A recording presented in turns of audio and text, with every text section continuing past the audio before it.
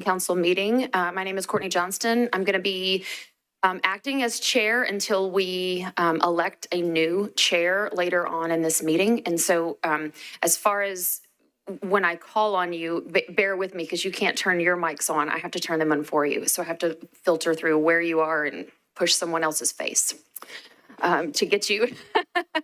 So anyway, welcome again. And I hope everybody had a good 4th of July break. So I want to take attendance now.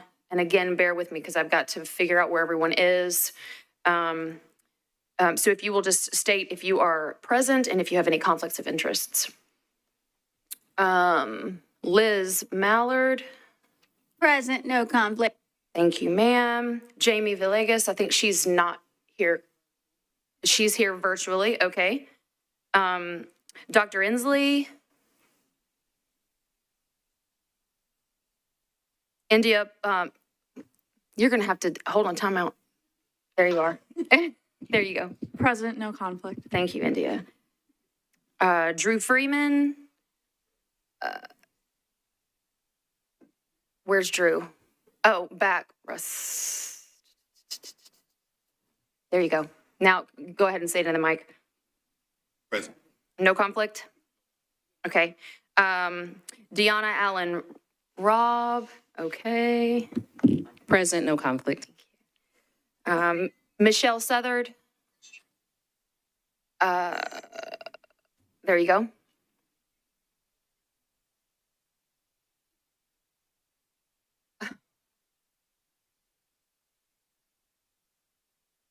Did you want to turn on Angie's?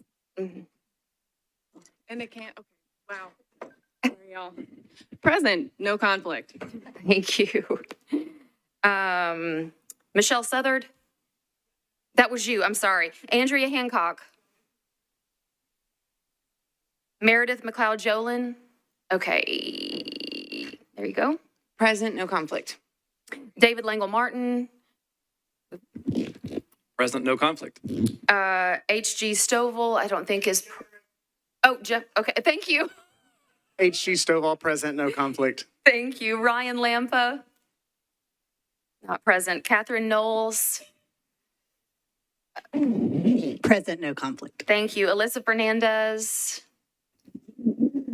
Present, no conflict. Thank you. Rico X. Oh, you are at a.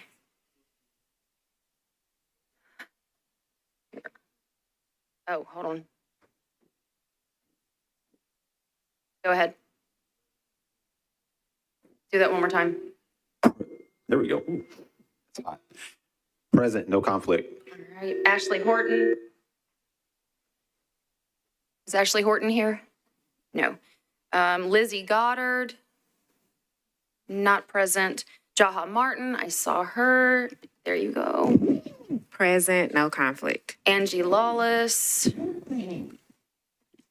Present, no conflict. Jordan Huffman, are you in your own? Yes. Hold on. Let me find your face. There you are. I made it. Oh, You should be on. there. Oh, I'm broke. Well, I'm here. Okay.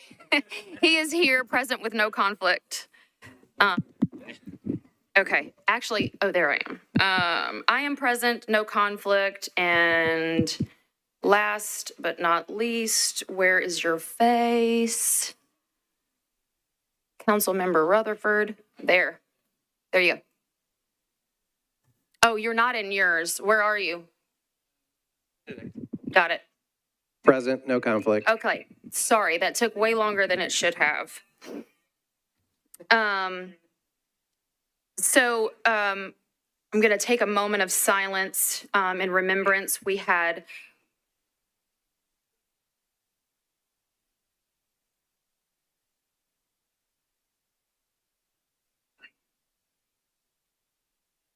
oh, that's feedback. Jamie is here, present, no conflict. Yeah. Thank you. We had 4 people, unfortunately, in June of 2025 pass away. So I want to take a moment of silence to remember those people. Yes, Liz?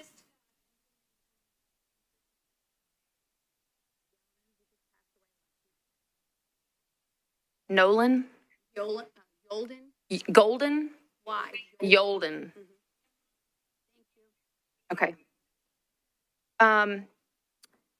Cantrell Galloway, William Deviney, Christopher Abear, Charles Walter Pope, and Robert Yolden.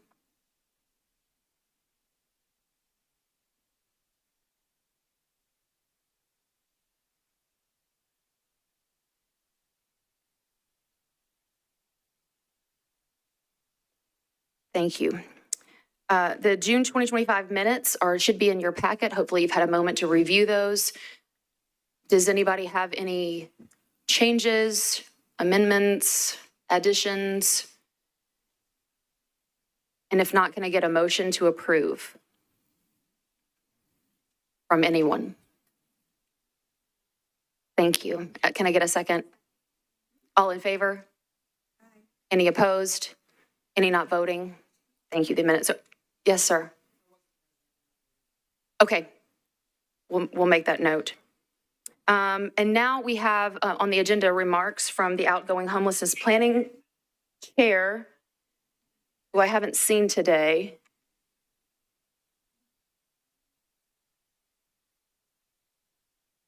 Is she coming? Okay, we will bring this to the heel of the meeting in case she's able to show up. We're now going to celebrate the service of departing members. Do we have a list of those departing members? Okay. Okay. All right. What am I doing here? Deidre Childress. Is she here? No. Kenetha Patterson, hopefully she will come and have her outgoing remarks. I don't see her quite yet. Pastor Stephen Handy. I don't see him either. Laura Ward. Not here. Adam Hansen. Thank you all for your service to the Homelessness Planning Council. This is quite a commitment. It's incredibly important work, as we all know and understand, and so we appreciate all of their service. So yes, round of applause. And now we're going to welcome new Homelessness Planning Council members. Where is that list, Director?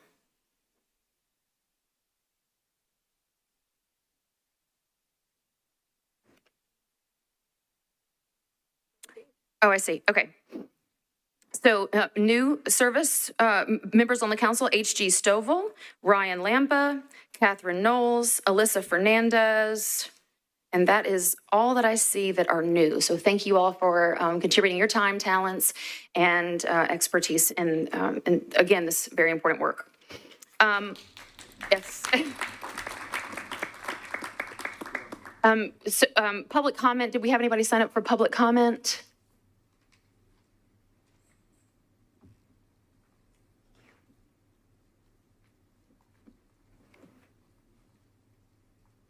Pursuant to TCA 844-112, time is reserved at the beginning of Homelessness Planning Council meetings for public comment that is germane to items on the agenda. Up to 5 people will be allowed up to 2 minutes each to speak. Speakers must register within 1/2 hour prior to the beginning of the meeting by signing their name on a physical sign-up sheet available at the entrance. And we do have 2 people that have signed up. First in line is Mr. Tim Leith. Please, if you'll come to the podium.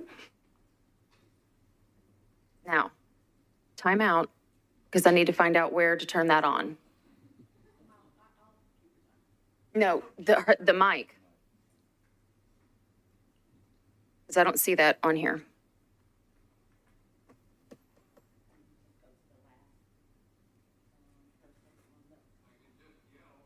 No, I don't want you to yell. Hang on just a second. I don't know either.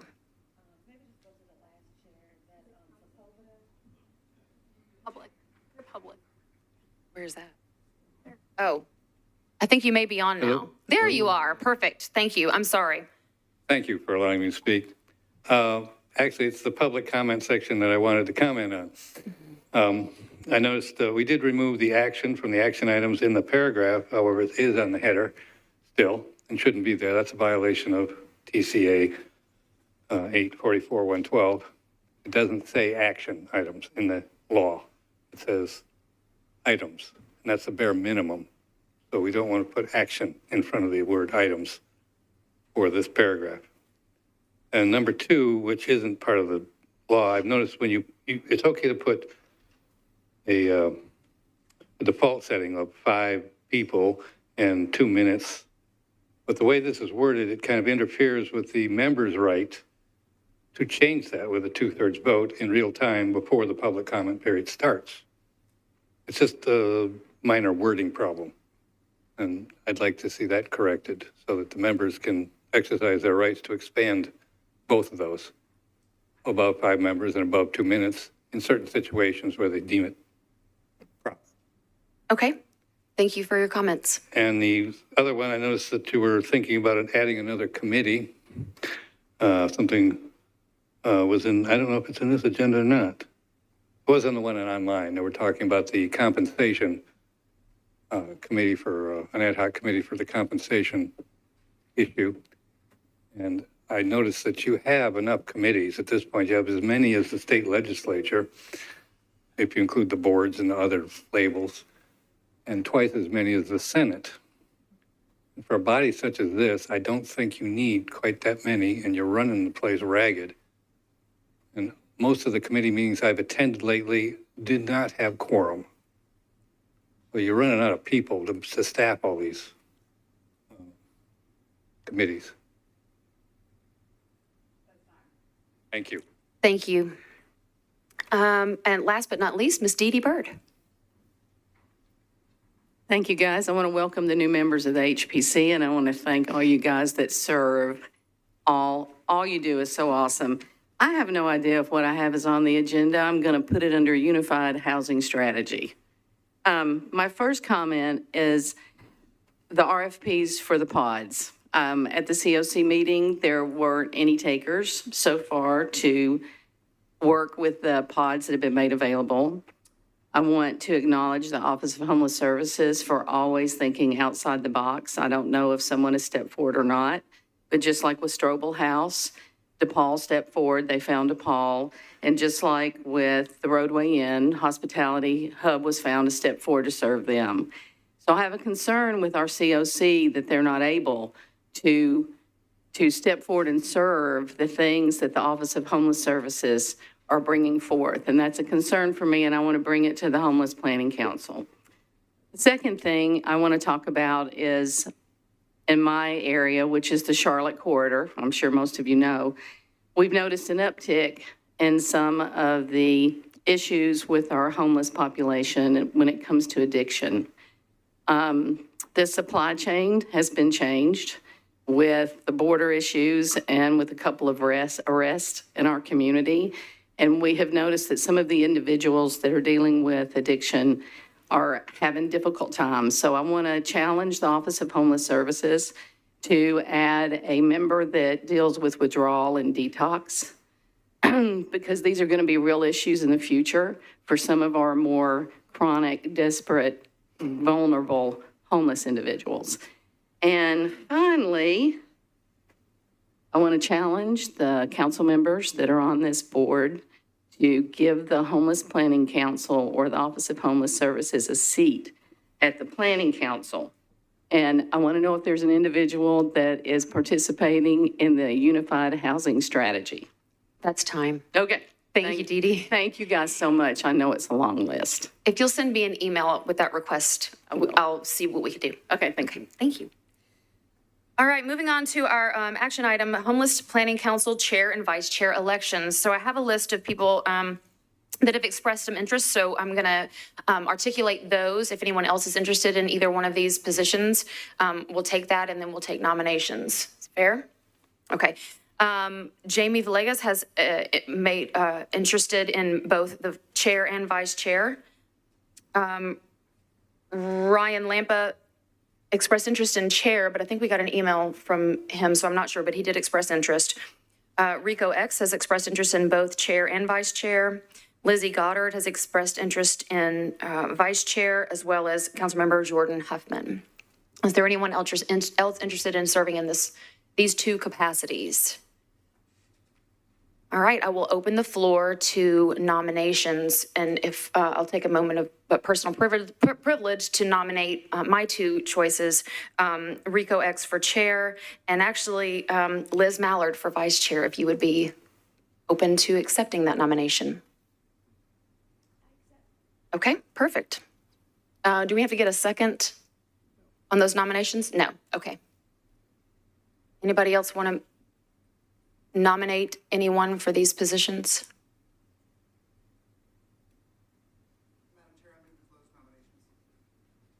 Can I get a second? Nominations are closed. And so I guess we will take a vote. So all in favor of Rico X as chair of the Homelessness Planning Council, all in favor say aye. Any opposed say, oh, show of hands, I'm sorry, raise your hands. All right, and I see all voting members voting yes. Any voting no? No nays, any abstentions? No abstentions. All right, congratulations, Rico, Chair Rico X. All right, all in favor of Liz Mallard as our homelessness planning chair, vice chair for the council. All in favor, raise your hands. Any nays? Any abstentions? Okay, well, that was easy. Congratulations, Vice Chair Liz Mallard. All right, and with that, my time is up because we have a new chair. So we'll take a moment to move me out and move Rico X up to the podium. The dais, excuse me. Somebody needs some help, that's for sure. I'll sit up here with you. I don't know how much help I'll be, but I'll try. You can come up here.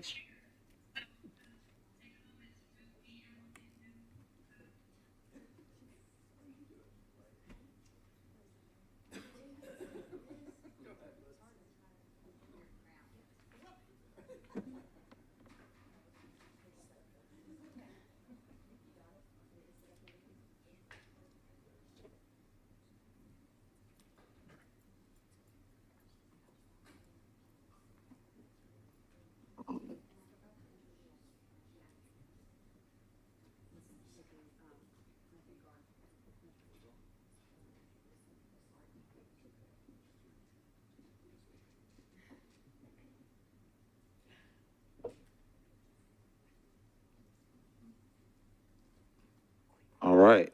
Well, first of all, I would like to thank everyone's for your vote and look forward to serving in this capacity for the duration of this year. So very humbled, but also very excited to do this work.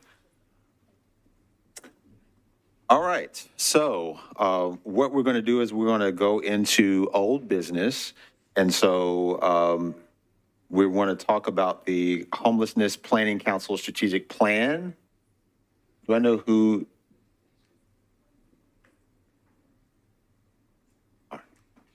Yeah, Raquel.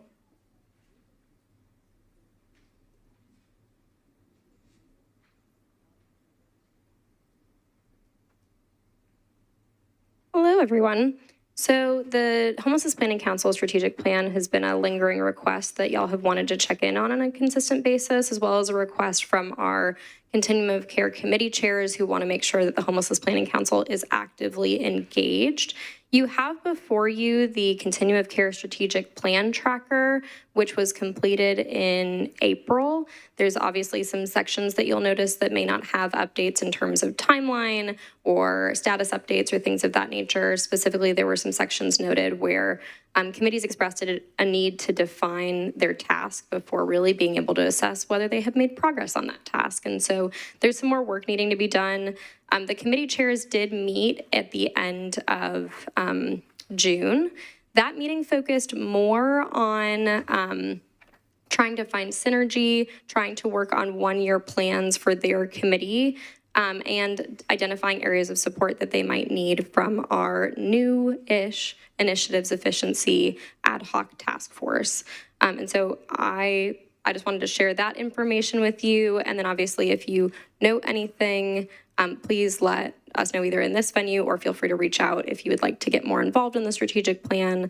I do know that we also have multiple committees that are trying to have joint meetings to be able to tackle tasks where they are both assigned, because it is challenging when one committee is assigned one part of a task and another committee is responsible for a different part of that task, and they are trying to move in a coordinated fashion. So I'm happy to answer any questions from the meetings that we've had in the last month, but I do believe this was added on the agenda just so that y'all also have time to review and discuss.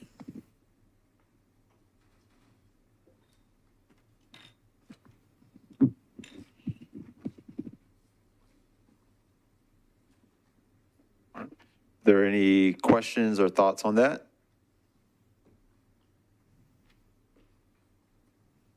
Okay. All right, and then a carryover from the previous meeting was in relationship to the unified housing strategy. And I know that this will be kind of an ongoing thing, but I believe the intention of this item on the agenda was just to provide space for questions, thoughts, for, members of the HPC in terms of how we can engage with the housing strategy that's been created. Are there any comments, questions?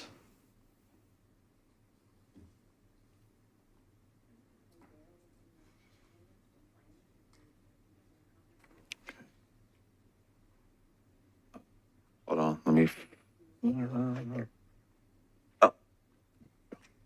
Good morning. So I think one of the questions we had is that there was a great mention from the Unified Housing Strategy at our Continuum of Care meeting about certain portions of that particular plan that could be helpful or could benefit from input from the HPC and COC. So I just wanted to get clarification on what those were. Of course, I thought I wrote some notes down, but I don't have them. In terms of which parts they were. If anyone else was at the CLC and remembers the specifics, I think it had to do with I don't know, I don't want to say. But if we could get clarification on how we can add input, where were the gaps in that, and how we could support that, then that would be most helpful.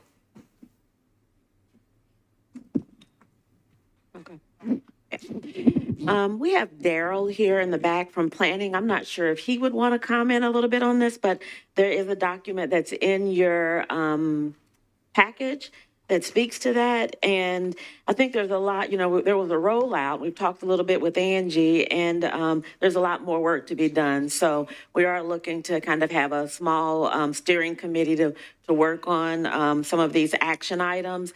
And I'm sure that it will include members of the CLC and the HPC as well. More details to come, and I'm not sure if Daryl has any other highlights. No, I'll just piggyback off of what you said, that if there are any questions or anything, I'm here, I'm at certain meetings. You guys can always come up to me and ask those questions, and I can get back to you if I don't have the answer. Because we are trying to get people together and talk about the strategy and how we can help. Fortunately, as you guys know, we probably do the policy. You guys are boots on the ground, so we would like to hear from you so that we can fill in those gaps. Okay. Listen. Hi. I was going to have a suggestion. I don't know if it needs to be like a formal motion stuff that I'm still learning all the rules of this. But I was thinking, as far as for us, this body to address the strategic plan, could it be a standing thing on the future agenda items? There's 8 sections of the strategic plan. So like in the next 8 months, we could 1.1, that's an agenda item that we can bring forward. And then that can be the plan for people in the community and the committees, OHS or anybody involved can talk about what we've done so far, because there has been work that's been done. And then what are the gaps? And then this body can give suggestions or give goals for the different committees to work on it. So.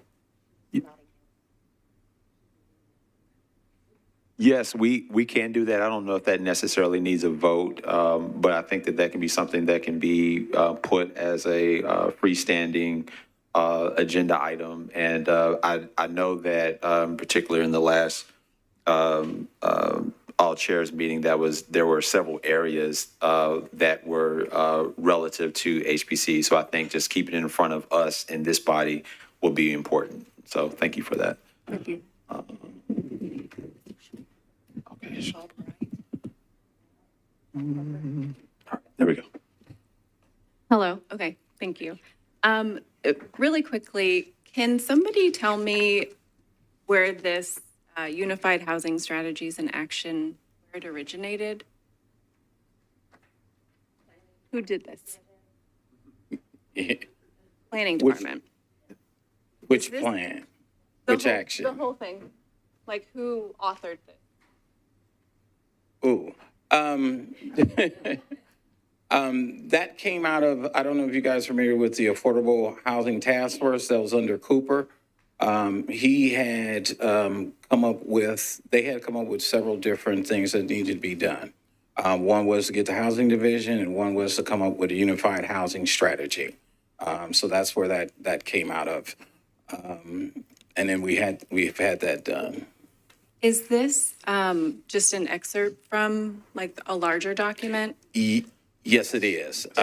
There is an executive summary that's only 14 pages. The full document, I believe, is 208 pages, and you can find that if you go to nashville.gov, go to Housing Division, and then you can look up Unified Housing Strategy. Does it include a RACI online? Excuse me? Is there a RACI for this? Not just the action, like who's accountable? No more detail, okay, all right. Okay, I'm sorry, I don't know what a RACI is. Oh, like, so we have all the actions, but normally, like, you'll list who's responsible, who's accountable. Yes, in the full document, it's listed out. We have different actions for all the different strategies. There's 7 different strategies plus a variety of action Yeah, plans. lots of good actions, thank you. I just wanted to add really quickly, for members who were here either last month or the month before, you did receive the full executive summary for the Unified Housing Strategy. In your email that you got before today's meeting, I also linked to the full Unified Housing Strategy webpage that has the, 200-page document as well as a breakout for every single strategy. So feel free to peruse that. And there also is, we've done several different presentations. So there are presentations for specific strategies that are on the website. So you don't have to go through the whole thing. You could go to your particular section that you want, and then there's a deeper dive.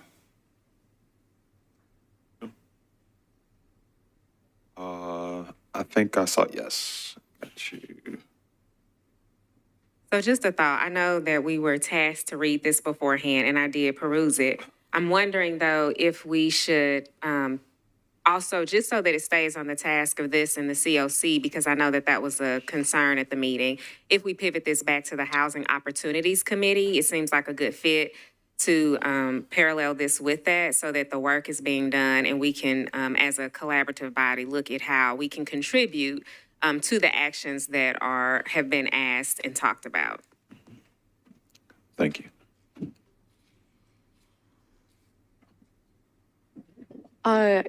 Like Jaha brought up, I cannot remember where I read it, but there were specific strategies and like action items that I think, like you said, was brought up at the COC. So if someone could help remember that, I cannot remember where I read it, but it was also, there were specific areas of the Unified Housing Strategy that it was mentioned somewhere in the past couple of weeks that it would be particularly helpful for the Homelessness Planning Council and or the COC to engage with. So if anyone else remembers that, I just cannot remember where I read it. No, there was like multiple different, I just remember reading a list and I can't remember where I found it. So if anyone could help with that, that would be appreciated. I think at the meeting you guys asked about strategy A and B. And that's fine. If you guys give us specifically what you guys are referring to or the questions that you have, be glad to get back to you. And I might just add, it was A, B, and E.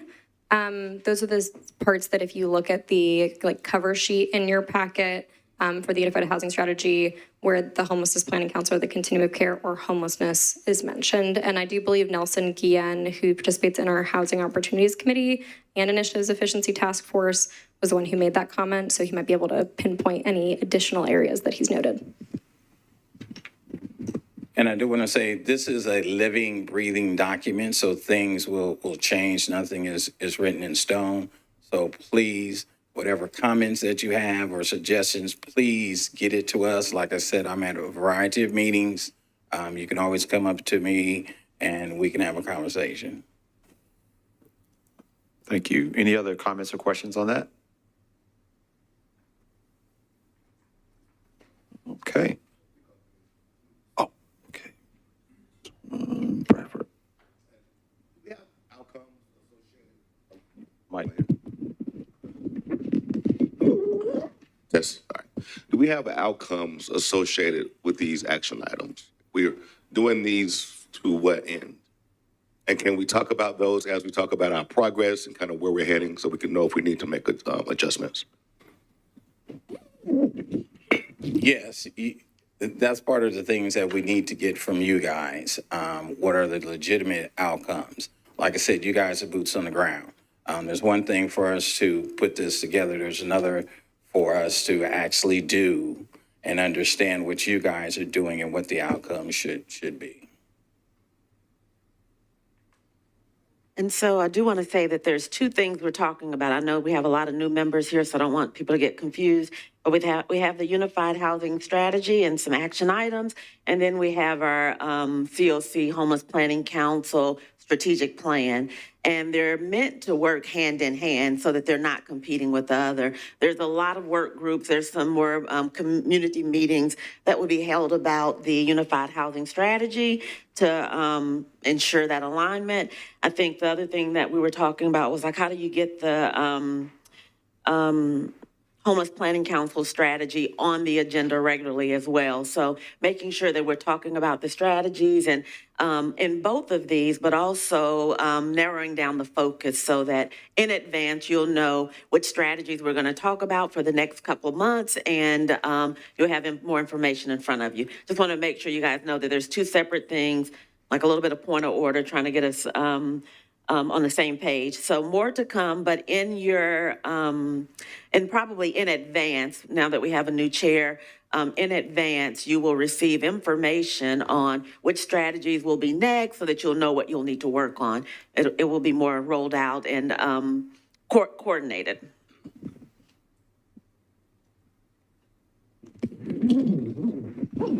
I guess as a follow-up to that, what is, being my second year, the first year was a lot of learning. I'm still learning a lot right now, but I want to make sure that my second year is a lot more fruitful in terms of what I want. And what is our responsibility and action item as a committee, as a homeless planning committee? Are we just information gathering? Do we provide oversight?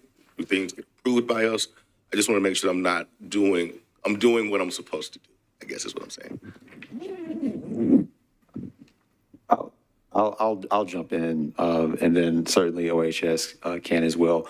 I think it's all of the above, but in a variety of conversations that I've had with existing members, previous members, I think that there is definitely a thirst for the HPC to be more actionable. So I think that that's something that in my tenure in this seat, that's something that I definitely want to work towards. I think that there's some momentum in that direction, but I think that there's some work that we can do as a body, as an entity, to be more actionable. So that's a concern of mine, and it's a concern of a number of members that I've spoken with as well. I just wanted to quickly add in your packet, and this is partially because we were voting on elections today, but I did print out the section of the charter related to the Homelessness Planning Council. The first page goes over roles and responsibilities, so it does talk about regular and systematic data-driven evaluation and monitoring of current grantees, oversight of some high-level policies, and then I think the main thing to mention is that this strategic plan was created by former members and potentially current members of the Homelessness Planning Council. And so that's why it's also still the responsibility of this Homelessness Planning Council to oversee that it's executed.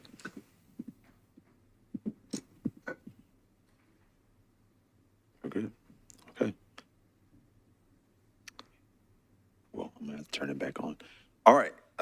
Moving on, now we're going to get into our report section. And so first we're going to have Kenneth Hasler, who's going to provide our COC report.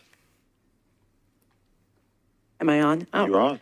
Hello, everyone. One thing, Raquel, do you have the mentee from the COC? If you can bring, you text it to me, other phone. 1 second.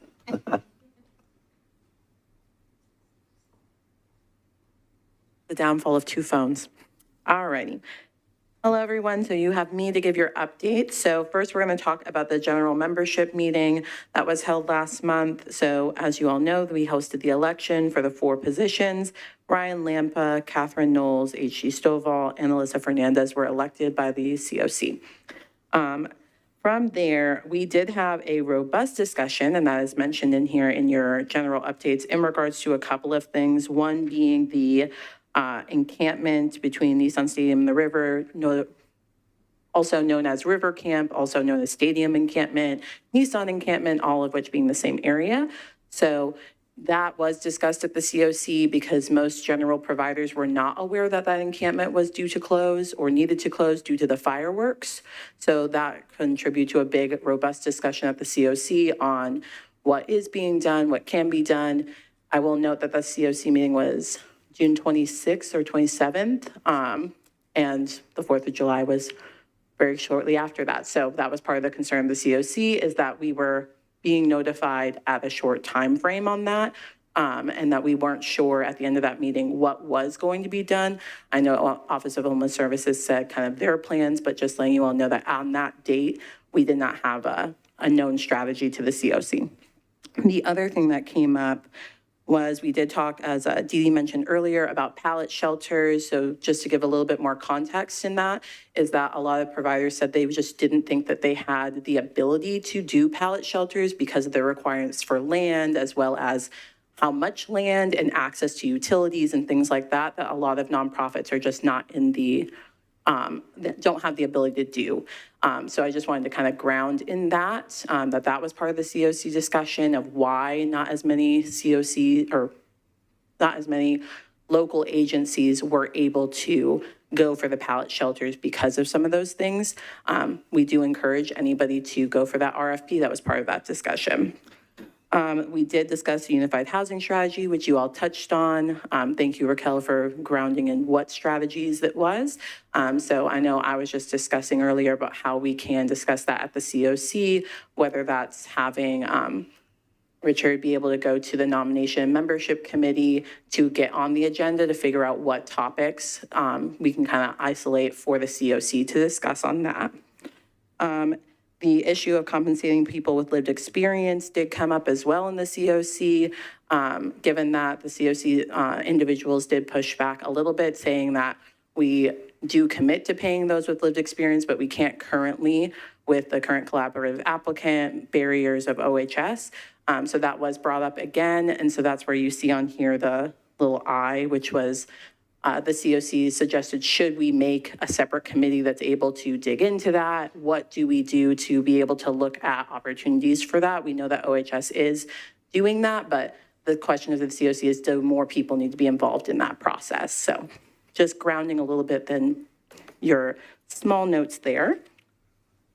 And then I'm not going to go through every committee update because you have them here. I am going to highlight some of the ones that I think are important for us to just look at. So obviously the nominating and membership committee was able to facilitate the election for the Homeless Planning Council. So I want to give them kudos for that because that is a robust thing to take on. So thank you for doing that and your work on that.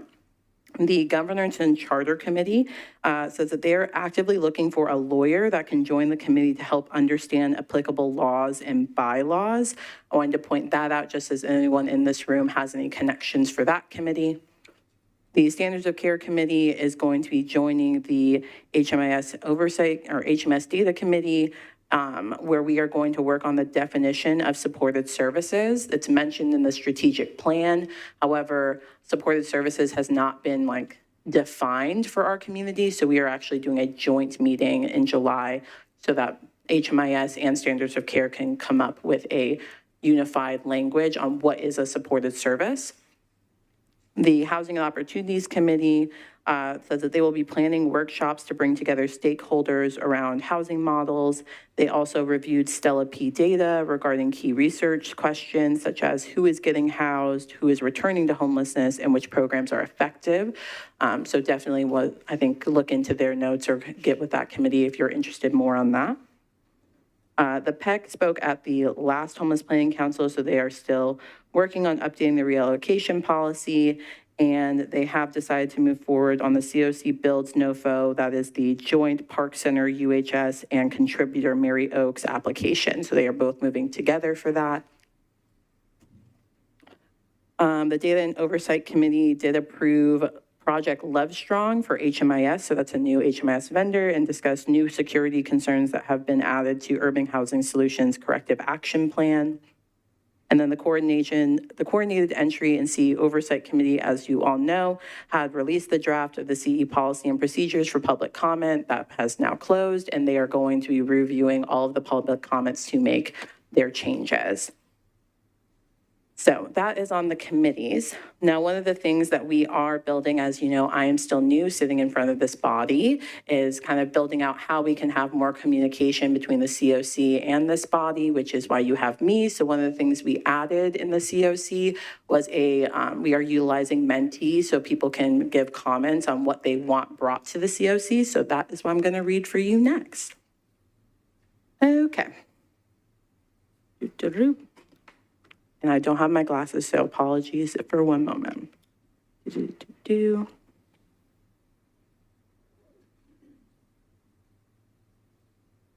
Okay.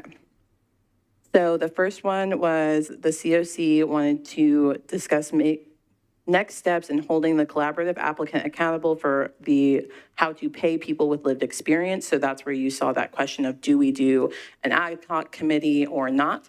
So that is what we are asking from, the COC is asking for more steps in regards to the answer to that question.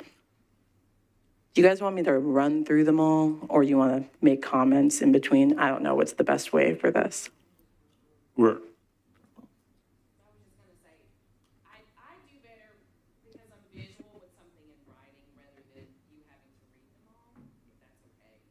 Yes, nope, that's totally fine. Raquel can certainly put this on writing to you all. I think we're still working out that process in the future. That will be something that you guys will have. I will read it out and then people can comment. Alrighty, the next was a concern in regards to figuring out shelter solutions for people on the registry, as currently they cannot stay at the men's mission. Obviously, they cannot stay at the women's mission, which means we do not have a shelter to work with people who are on the registry currently. So that was I don't know why I'm pointing. It's not you guys get the point. First point that I just want to make is that I think part of the pallet shelter things, and I just want to make this put on the record, is not the issue with the shelter. It's the supportive funding that comes with the shelter, I think is an issue. I just want to make sure that gets put on the record. And why are they not allowed to stay at the men's mission anymore? I do believe that from my understanding, which I do not work at the mission, but from my understanding, during COVID, they did join both of the missions together. At that time, they did have to say that there could no longer be individuals on the registry. When they have separated, the no longer not having individuals on the registry continued, despite the women's mission going back, from my understanding. So I think that was the concern. Unless somebody else has other information, I believe that was the concern that someone voiced. I just wanted to find out a little bit more about the funding issue that you're saying, because I do think, we heard people come in and complain about the pallet shelters not being available. And so for me, it's all about trust and working together in solutions. And so credit where credit's due, OHS gives the opportunity. I am very interested in if we're pushing on them to give the opportunity and the opportunity's there, I want to know why we're not able to seize it in more detail if possible. Like you'd mentioned funding, but I don't know. You want to talk about that? Sweet. I didn't know. Yeah, I can speak to that a little bit based on the meeting, and Kenna, you certainly as well. I think comment wise, there were actually a couple of providers that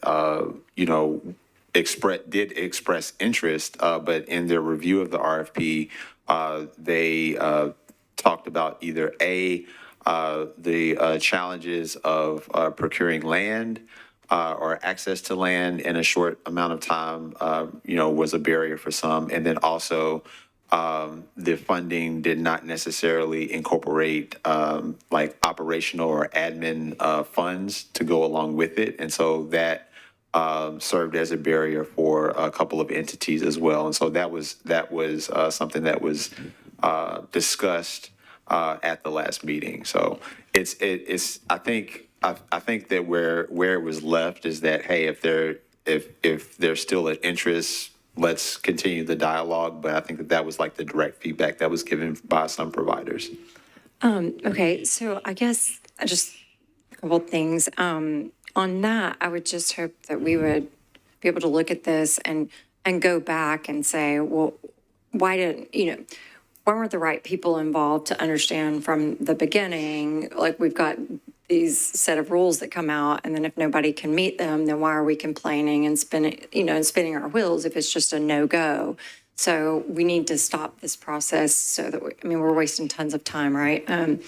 So I don't know exactly what needs to be done there, but hopefully we can figure it out. I'm happy to help. The governance committee comment, I just wanted to say I was happy to show up at the last one and was going to go, but I believe it was canceled. So I'm happy to try to go to the next one and help. And then on the pay, I just feel like we keep talking about this, and I agree, like, I want people to be paid, and I keep hearing, well, there's a grant that could be used, but people aren't releasing it, or and it sort of gets pushed back to the government side of things, and I don't know. Like, I have no idea what we're talking about. Is there a grant that's able to be used? Is there not? It seems pretty clear that the city is limited, and I don't know, maybe I'm wrong on this, but there's a rule that does not seem like that's going to get changed. So rather than harping on it, like trying to find a different way around it, because I think we all agree we want lived experience to get paid, let's just get to it. Let's figure it out. Let's make something happen some way.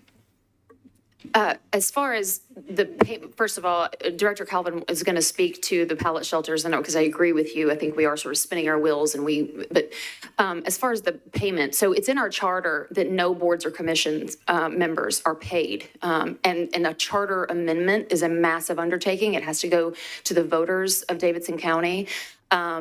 And so I don't foresee that happening. If there is a specific nonprofit that wants to raise funds in order to pay folks, I think we would welcome that. I don't know that that's something that a committee is necessary for. To the gentleman's point, we have committees galore, and it really is simple. Metro cannot pay for it. I don't see a path going forward. We've had Metro Legal dig into this as much as they possibly can. It's just a no-go. So the grant funds, and we're not talking about a lot. I think they're being paid, is it $15 an hour? I'm sorry, $20 an hour for the meetings that they attend. So we're talking about, and there's not a lot of meetings, right? It's like 1 or 2 meetings per month, possibly, whatever. So we're not talking about a huge amount of money. And so I think if we could figure out what that fiscal note is, and define that, again, doesn't need a committee. You can look back and see what were they being paid before. MDHA could probably provide that information. And if there's a nonprofit or a group of nonprofits that want to pool funds in order to pay people with lived experience, we totally welcome that. But continuing the conversation with Metro subsidizing that is a waste of time again. So. And I guess that was my point, Courtney, is talking about it here, again, all about it. All about getting people paid. I want that. I just want us to put our efforts in the right direction. So if that is the answer, then I think there's no point in continuing to talk about we wish that Metro could do it, because it's, I mean, it's not going to happen. It doesn't seem like. So let's figure out what that note is, what the amount is, and let's find a way to get, whether it's a nonprofit, whether it's to raise funds, whatever it is, to help people, because while it's probably not a lot of money to come up with, it's a lot of money to these individuals, but let's put our efforts in the right direction. It's just fine. Susie, could you put that together, like maybe the last 2 years? Because I know it fluctuates with the number of people that are involved with lived experience, to get that historical and send that over to OHS so that we can get that out, so that we know, so that if a nonprofit is interested in that, they can say, hey, we can absorb that, or we can have a special fundraiser for that type of thing. That would be very helpful. Thank you, Susie.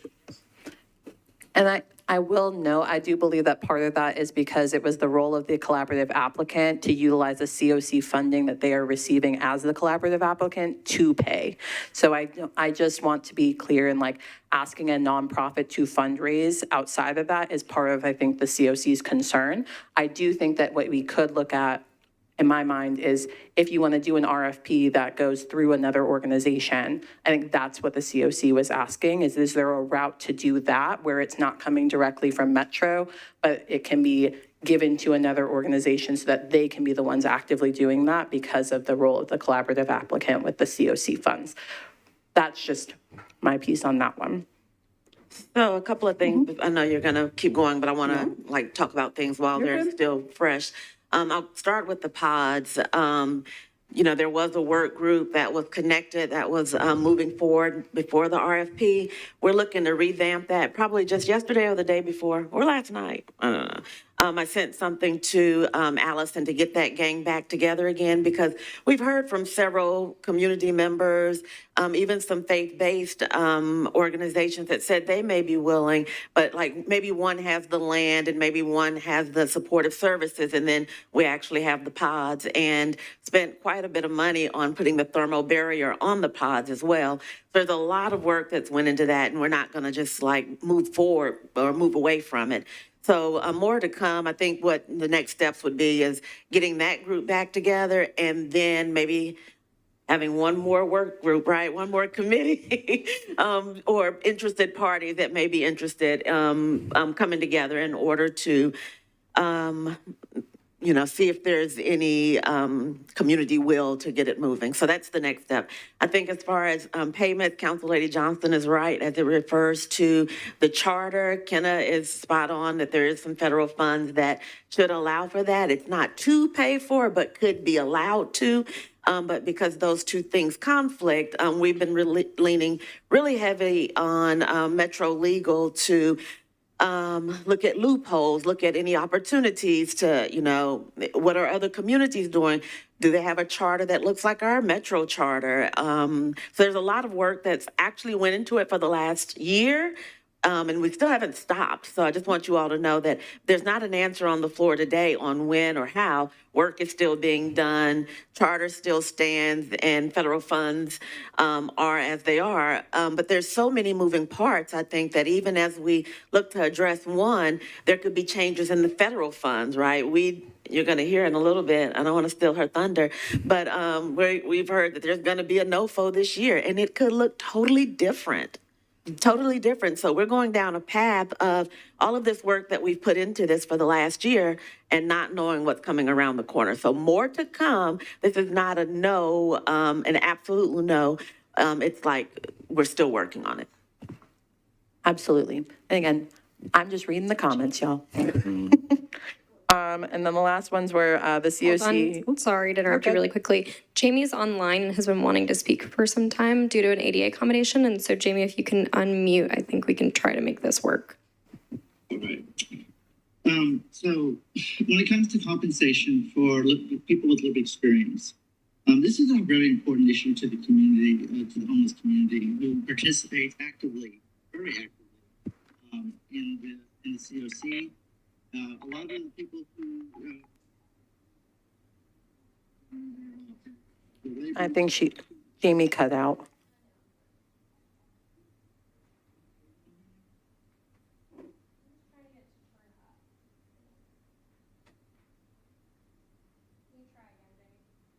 All right, can you hear me better now?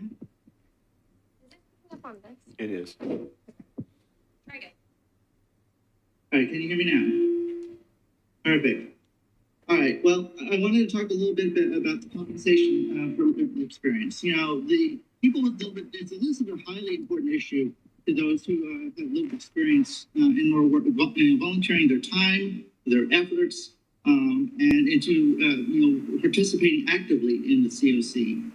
Me personally, when as a committee chair, it's a lot of work to put into getting the agenda put together, preparing for the meetings, running back and forth to those meetings.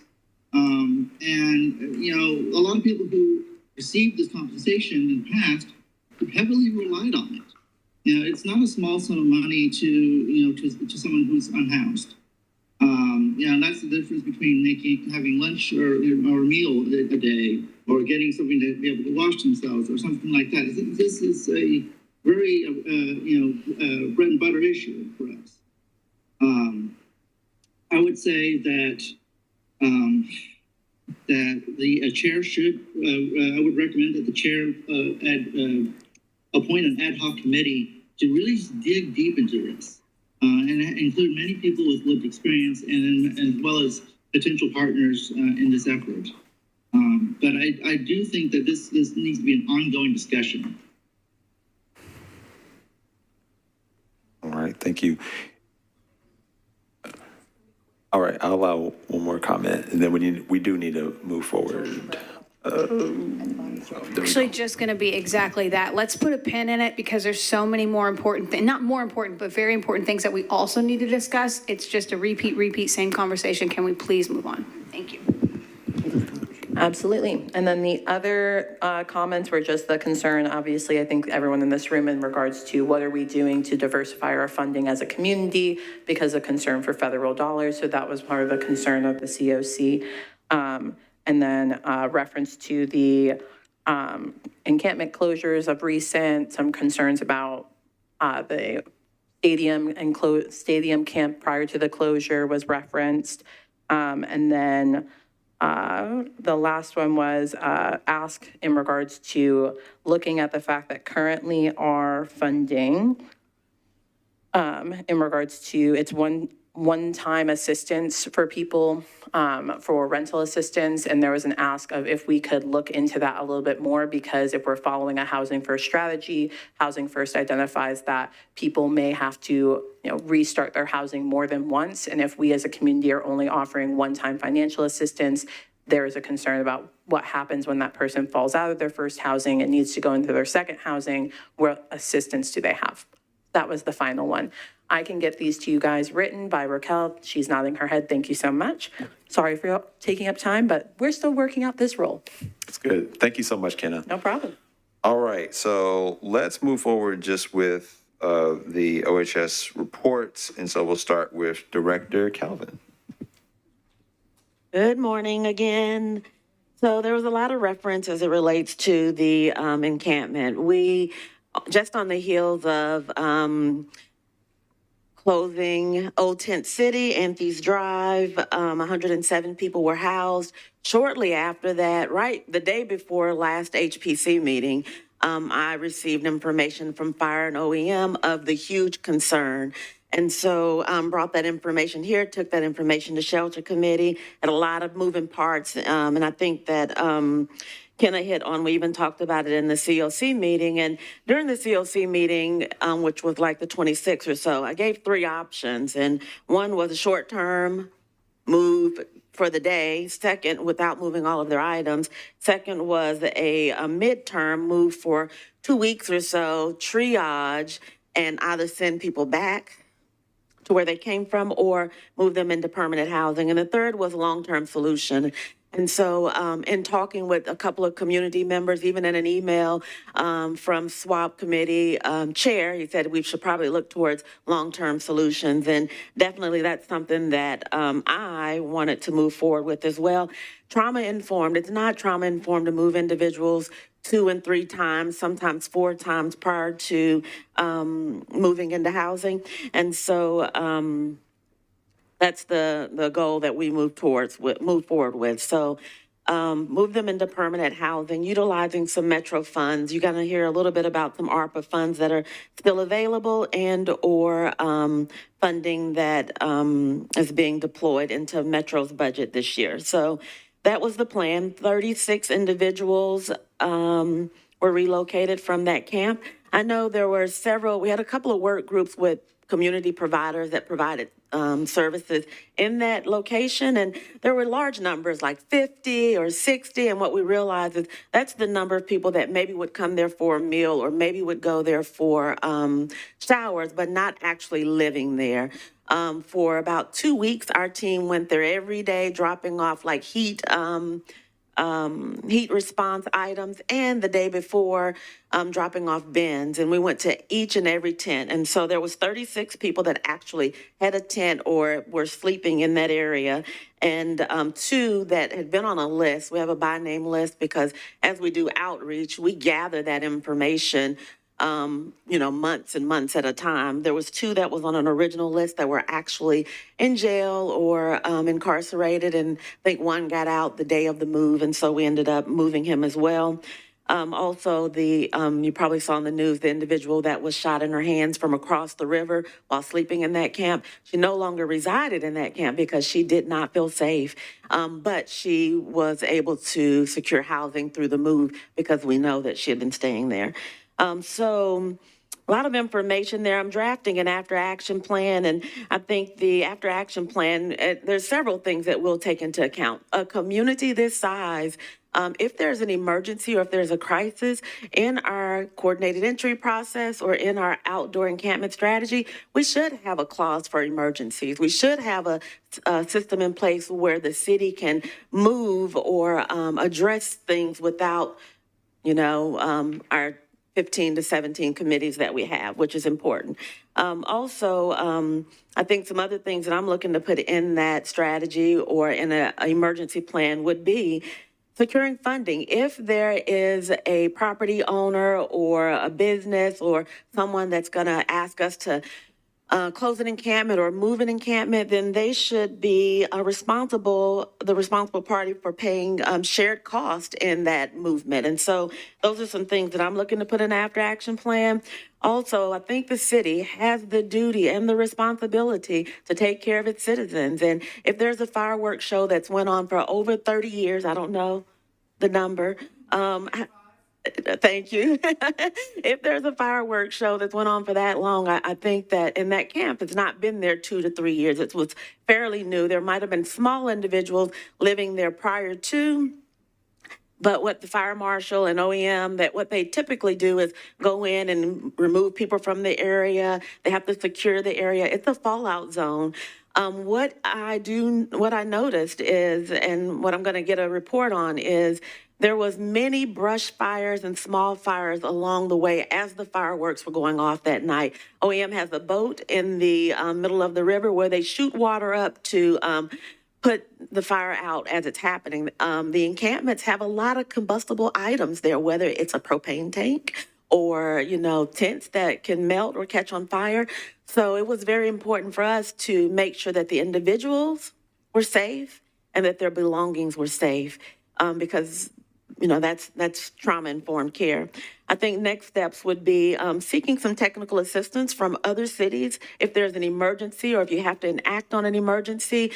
Fireworks safety is an emergency, and just as if there was a tornado or a disaster, like having people's stuff set on fire on the side of a riverbank, to me, is an emergency.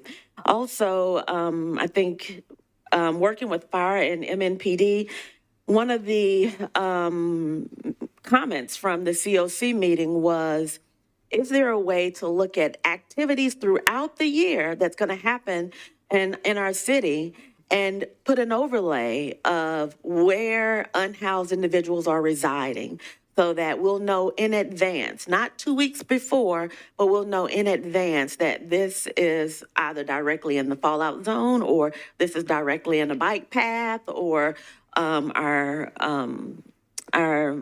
half marathon or marathon that we have. There's a lot of things like that that happen throughout the city. So I think that's probably one of point number one in my after action plan. So more to come on that. A couple of other thoughts here is ARPA funding. You all have heard us talk about, there's the report that's in your package. You've heard us talk quite a bit about the funding and the amount of funding that's left. We've spent the last 2 months reviewing with agencies that have a little bit of a slower spin down, because what we don't have is a shortage of need. So ensuring that we are addressing the need, we've been able to help make the marriage happen with subcontracting and coordinating services. We worked closely with Metro Finance and getting that done. So within the next month, you probably will hear more information. This report will look a little bit different just because as we move or as things shift, we reserve the right to be able to do that for a report that we created.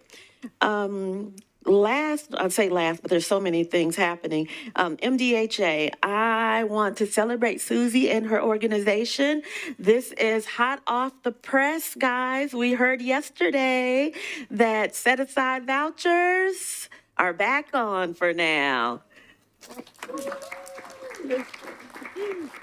I would like to thank Susie, Dr. Troy White, Norman Deep, Candace, the whole crew over there for making that possible for us because our community had become very voucher reliant, right? And we can't fall back into that, right? They're on for now, and we're going to revisit it and watch it closely. So MDHA, for those of you all that are new, MDHA typically sets aside 18 vouchers per month for homeless services. And so what we realized, it's been down for about 8 months now, and what we realized is that we're still able to house people with or without vouchers. So I want to make sure as our CE team and landlord engagement team rolls out the vouchers this time, you probably will hear more about that. We actually have a CE resource guide that's on Rise that we're asking everyone to review prior to accessing the resources so that they'll understand how to dot the I's and cross the T's and make sure the applications and the packages are complete. One last thing as it relates to, a couple of things, as it relates to housing opportunities. We've been utilizing Shelter Plus Care vouchers. Those were made available for the last 2 months as well. So thinking about 20 vouchers with Shelter Plus Care, 18 vouchers with set-asides. I know it feels like a lot, but there's so much work to be done. We cannot only rely on vouchers to address our homeless need. But another great thing is CDBG. We just signed the contract with MDHA for Metro or OHS to deploy CDBG deposits for people. So not only do we have vouchers, we now have funding that can help with deposits. And I think the chair of the COC General Membership was asking about one-time payment. And so the one-time payment as a city looks different depending on the funding. All funding have their own restrictions and requirements. And so the one-time payment for the CDBG is actually written into that agreement. But there's also one-time payment with our landlord engagement team as well that can be two totally separate things. So just depends on how you braid that funding on the front end. And then there's some agencies that have rapid rehousing and other funding sources available that they can use for deposits as well. So I want to highlight that. Our landlord engagement, I'm going to always talk about housing during this session because that's how we end homelessness. Our landlord engagement team has been actively participating in a shared housing institute. Susie kind of helped bring that to us as well. They're working towards a certification. It's going to be awesome. And before you know it, all of a sudden they're leading the class. So they are going to host it was a 7 series that's been knocked down to 4, a 4-part series for landlords, property owners that have shared housing, with service providers that's doing shared housing, or they have clients that need shared housing. And I'll tell you the best story from that is sometimes shared housing sounds a little different. Sometimes, like even as service providers, we're like, no, they need their own spot. They may not do well in this space. And I think that when we talk about forming community, shared housing is a great way to form community. Part of the presentation was, do you know what Three's Company was? Do you know what Friends was, right? Do you know what my kids were doing when they were in college, right? They're in shared housing. And so I think bringing that to people like our unhoused individuals, they did that at Room in the Inn. They had a presentation at Room in the Inn, and you could see the light bulbs going off like, okay, shared housing is not to be demonized, right? It is a great housing opportunity that will, and Susie made a point on a call not long ago that even if they have a voucher, there's a voucher that could cover shared housing depending on the rate and what the lease looks like. I've said a lot, got a lot more, but I'm going to stop there. If there's anything else. Questions?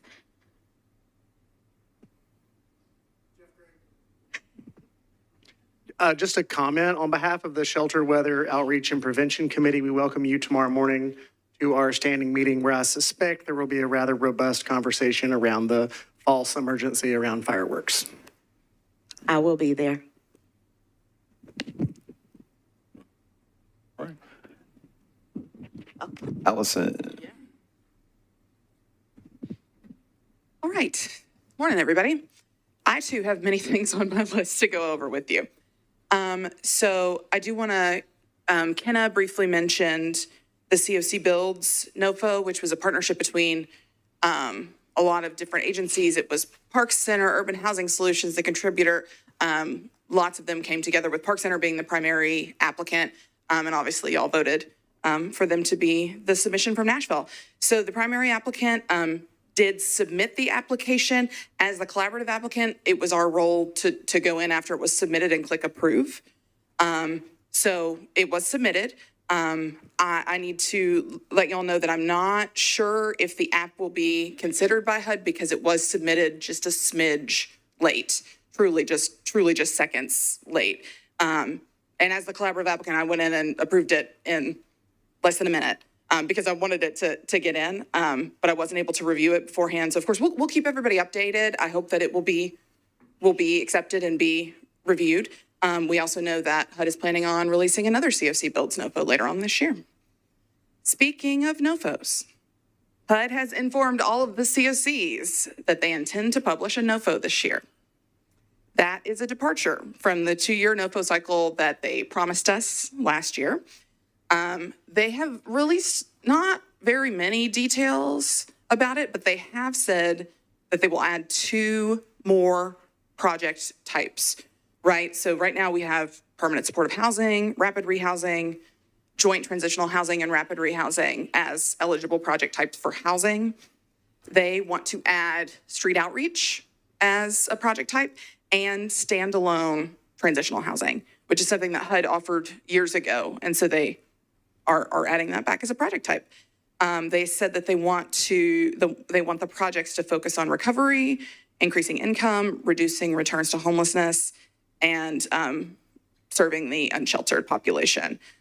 So we kind of got that notification from HUD, like, hey, it's coming. There's absolutely no timeline attached to it, so we don't know when it's coming. We sent out a COC calendar months ago that had if there is a NOFO, here is the timeline of what it will look like. There weren't dates, but sort of here's the process, the order of operations. So we will, I would encourage folks to take a look at that. As April said, we don't know what this NOFO is going to look like. It could be completely different. They could structure the competition differently. We have seen a lot of changes come from HUD in the last few months, so we don't know. But of course, as soon as we get that information, we will share it with y'all. But separate from the NOFO, we're still continuing with our monitoring of the COC agencies. And then I wanted to give an update on the HUD budget. So I got a lot of really good information at the NAEH conference last week. I think, as everyone here knows, I am not a lawyer, nor am I a lawmaker. So I needed a little bit of clarification, but NAEH did a session and they talked about the budget reconciliation that was passed by Congress last week. So the budget reconciliation is really about mandatory spending. So that's things like taxes and Medicare and Medicaid and SNAP. That does not address HUD. So what was passed last week does not address any sort of changes to HUD. That would be done in an appropriations bill that's going to be largely worked out in committee. So appropriations is for discretionary funding. Budget reconciliation is for mandatory funding or mandatory spending. And so that's what I've learned from NAEH. Obviously, there were things in the budget reconciliation bill last week that will affect, the folks that we serve. But just to keep an eye on that, NAEH is still really mobilizing their advocacy around the proposed HUD cuts and around the 2-year NOFO. They are really going to continue to advocate that we stick with a 2-year NOFO cycle. And speaking of the NAEH conference, I just wanted to give a real quick recap. So we had about 35 people from Nashville in attendance, which was really great. OHSR office, we were able to sponsor about a dozen of those people. There were 5 OHS staff members that went, and then people from other agencies that were able to be sponsored. So I just want to give you kind of a feel of what we saw. And of course, like there are, Michelle and Drew and John, there are lots of people here who were in attendance that I'm sure can add to this. But from the sessions that I attended, what I saw was there was a lot of discussion around interim housing, several sessions that touched on that a lot. The very first session I was in was actually someone from Santa Clara County in California, which is where Silicon Valley is. So that's some of the most expensive housing in the country. And they talked about really celebrating the individual wins, the wins that may feel like small wins. She said temporary housing is a success. It is getting someone off the street. So that was very interesting to me. There was a lot of discussion, obviously, about potential HUD cuts. They really focused on contingency planning for agencies. And I mean, like the head of NAEH got up there and she said, there are no, if HUD makes the cuts that have been proposed, there are no philanthropic agencies that can cover that deficit anywhere. There are no local governments that will be able to cover that deficit. There are no state governments, even with that kind of a budget, that would be able to cover that deficit. So they really focused on agencies being strategic with their programming, thinking really critically about their fundraising, making hard decisions, and that there are not necessarily any right answers when it comes to hard decisions, but that is something to keep in mind. For local governments, I asked at one of the sessions, what advice do you have for local government? I know Drew was there. And they really told us to approach this as an emergency management situation. Several of the sessions talked about incident command structure, particularly in how they are responding to unsheltered homelessness. So Dallas used incident command structure to house their unsheltered folks, and they have essentially ended unsheltered homelessness in their downtown using that model, which is pretty impressive. I will say though, they said that they housed 100 people in 100 days, which is wonderful, and everybody clapped. But it also made me feel good because our community has housed a lot of people. I mean, Old Tent City was over 100 people in 2 months. So I felt like I got a lot of really good information, but I also felt I left feeling very hopeful because we are really aligned with best practices. Obviously, there are things that we can do to improve our system, but we hold up pretty well to other comparable cities. So that was exciting. Any questions for me? Thank you. All right, HMIS.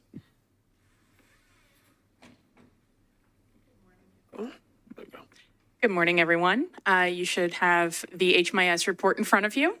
We'll run through this real quick. During the month of June, this data is collected from 48 participating agencies who have been entering into the system. During the month of June, we noticed that 3,389 people experienced homelessness in Nashville.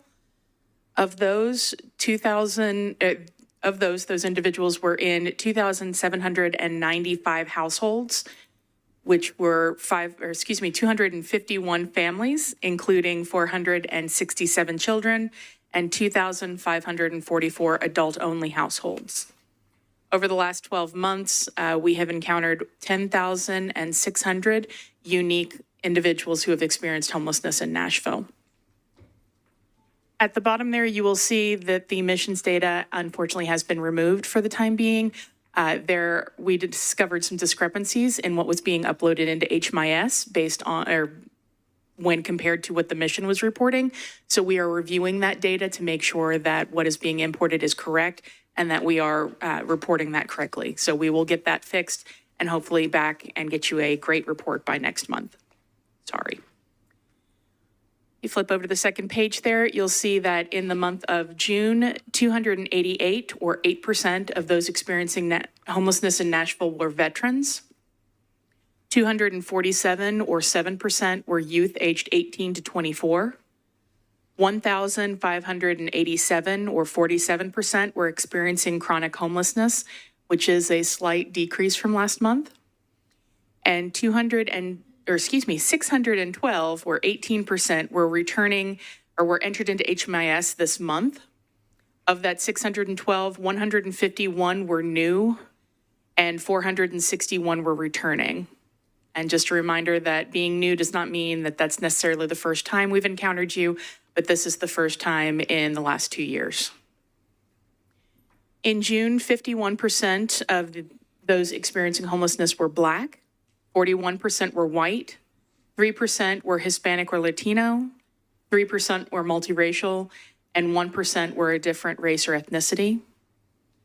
Also in June, 49% of the people experiencing homelessness were men, 40% were women, and less than 1% were transgender, non-binary, or another gender expression. Looking at the individuals who were housed in June, we housed 176 people experiencing homelessness in June. They were categorized into 114 households. 27 were families, including 53 children, and 87 were adult-only households. And over the past 12 months, we have housed 1,872 people. Looking at that third page, of those who were housed in June, 34 or 19% were veterans, 15 or 9% were youth aged 18 to 24, and 68 or 39% were experiencing chronic homelessness. The average length of time from HMIS entry into permanent housing did go down a little bit in June, and we are at 156 days. Looking at the destinations of where people were housed, 30 households were housed with no subsidy in June, followed by 30 households who were housed with permanent supportive housing, and 20 were housed with family or friends and a permanent tenure. The top housing agencies in June were Operation Stand Down with 22, Oasis Center with 13, and Safe Haven Family Shelter with 10. Of those who were housed in June, 49% were Black, 36% were white, 3% were Hispanic or Latino, and 6% were multiracial, and 5% were a different race or ethnicity. Also of those housed, 52% were men, 47% were women, and 1% were transgender. Any questions about the HMIS data for the month of June?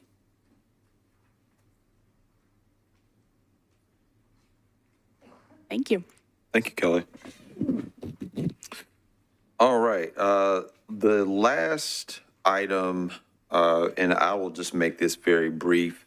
I think it was mentioned before, like just the question around how this particular body can be more efficient and kind of playing around with agenda items and that sort of thing. And so be on the lookout for some correspondence to officially just request agenda items from this body. So as we're curating the agenda for, on a month-to-month basis, there are going to be some things that we're going to add, particularly like the strategic plan, that sort of thing. But I definitely want to kind of take a poll from this group to ensure that we are putting items on the agenda that we should discuss and things of that nature. So I think the intention was we were going to take some time today to do that, but in the interest of time, be on the lookout for an email.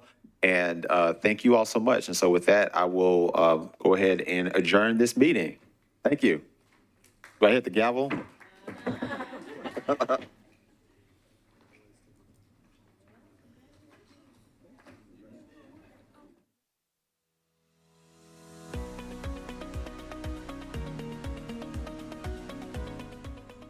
This has been a service of the Metro Nashville Network. If you would like to see this presentation again, or for more information on this and other programs, visit nashville.gov.